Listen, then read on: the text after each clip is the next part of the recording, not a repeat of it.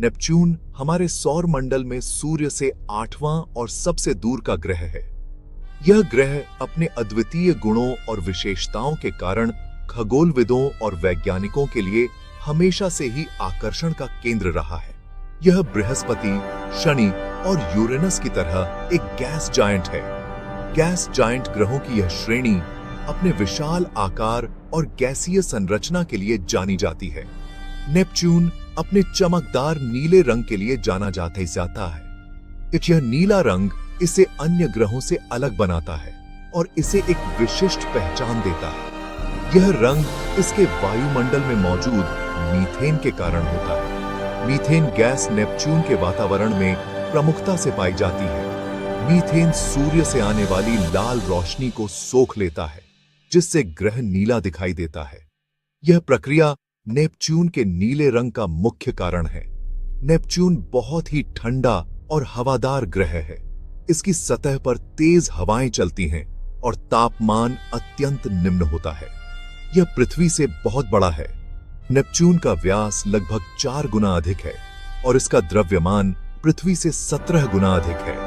Neptune की खोज 1846 में हुई थी। यह खोज खगोल विज्ञान के इतिहास में एक महत्वपूर्ण मील का पत्थर थी।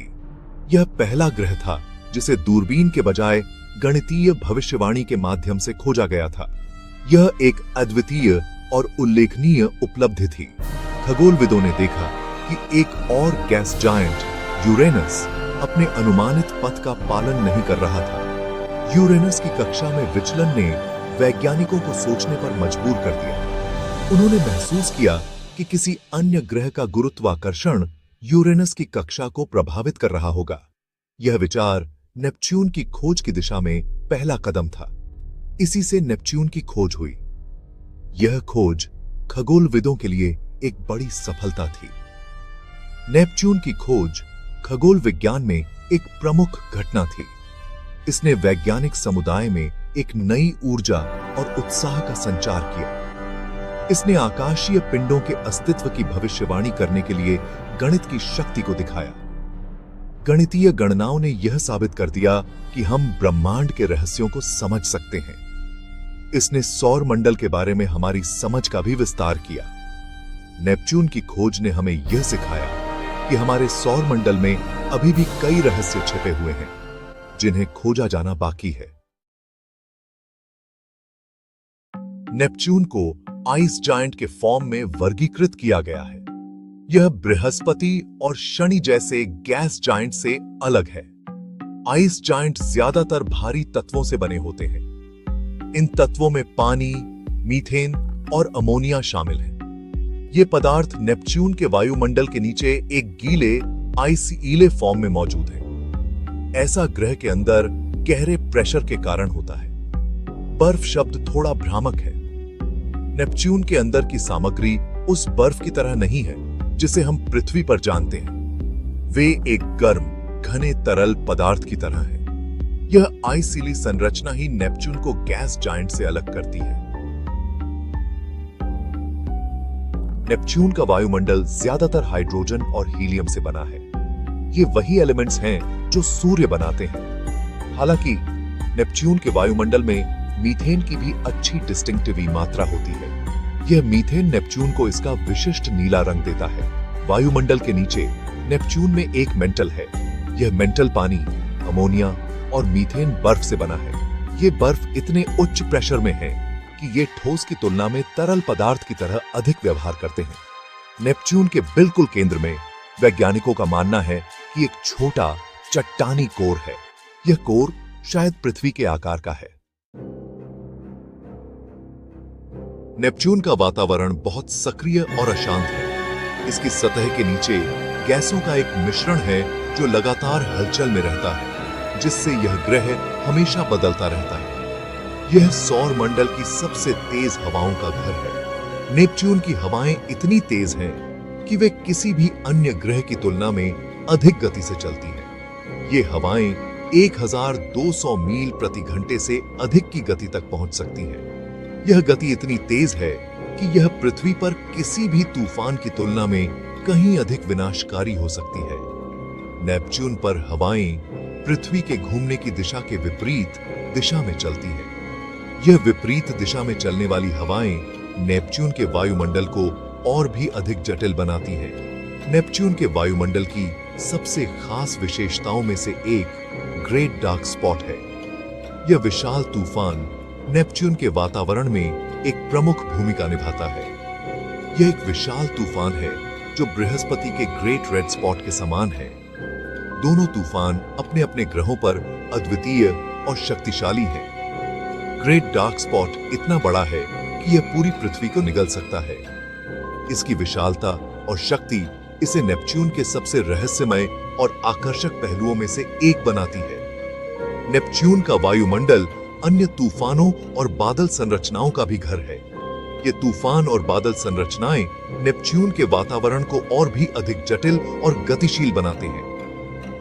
ये तूफान जल्दी से प्रकट और गायब हो सकते हैं। इनका अचानक आना और जाना नेपच्यून के वातावरण को और भी अधिक रहस्यमय बनाता है। वे नेपच्यून के वायुमंडल की गतिशील प्रकृति में इजाफा करते हैं। नेपच्यून का वातावरण हमेशा बदलता रहता है, जिससे यह ग्रह हमेशा आकर्षक और अध्ययन के लिए महत्वपूर्ण बना रहता है।